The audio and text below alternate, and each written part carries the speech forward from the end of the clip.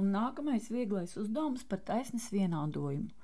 Tātad uzrakstīt taisnes vienādojumu, ja zināms, ka taisnes virziena koeficients K ir 4 un taisni iet caur punktu Z mīnus 2, 3. Tātad, ko es uzreiz zinu? Tātad man ir taisnes virziena koeficients un man ir iedots punkts, kuram koordināts ir mīnus 2, 3. Tātad es uzreiz zinu, ka tā ir x un tā ir y vērtība. To es pierakstu sev zināšanai. Šo es zinu. Tālāk, ja es zinu taisnes vienādojumu formulu, tad ļoti labi. Ja nezinu, tad ņemu atkal formulu lapu un meklēju, kur man ir taisnes vienādojums. Tātad taisnes vienādojums. Taisnes vienādojumi man ir daudz dažādās formās, bet tur, kur man ir dots formulu lapā konkrēti, man patīk šī forma. Y ir vienāds kā x plus b.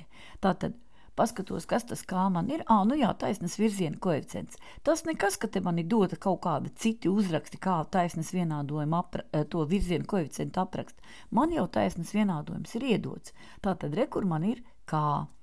Es tagad atkal paņemu norakstu taisnes vienādojumu no formulas. Tātad y ir vienāds kā x plus b. Un ārkārtīgi skaisti saprotu, ka man jau kā ir zināms, kā ir 4. Tātad šo es zinu. Šitā vietā es likšu četrnieku. Tā, tagad es pārakstu tā, lai es redzētu, kāds man tas taisnes vienādojums tagad izskatās. Y vienāds 4 x plus b.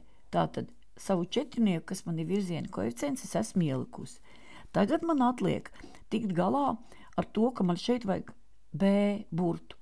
Man ir jāizmanto tā informācija, kas man vēl ir dota. Man ir dots viens punkts, kas atrodas uz šīs taisnes, un viņam ir x un y vērtības. Tātad es to divnieku ielikšu x vietā un y ielikšu y vietā.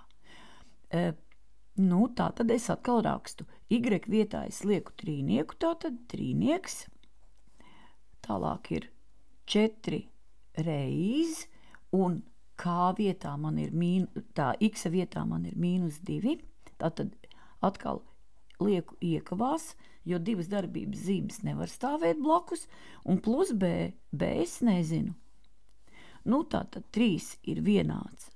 4 reiz mīnus 2 ir mīnus 8 plus b, bet atkal, ja nemāku, tad man ir kalkulators, un tālāk man vajag b vērtību. Tātad es izdarīšu tā, ka es samainīšu abas puses vietām, lai vieglāk domāt.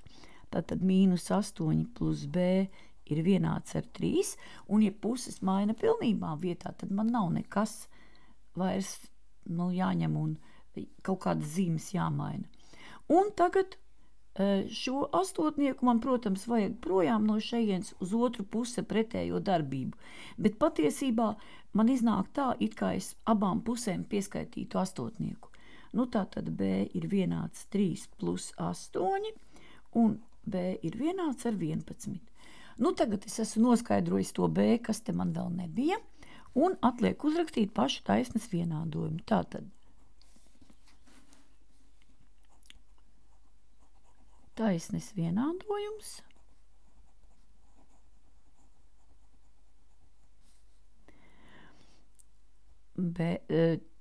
y vienāds, tātad es ņemu no šejienes, kur man jau viņš bija gandrīz gatavs, tikai nebija b vērtība. Y vienāds 4x plus 11, un tas 11 man rodas no šīs vietas. Tas arī ir viss šajā uzdevumā.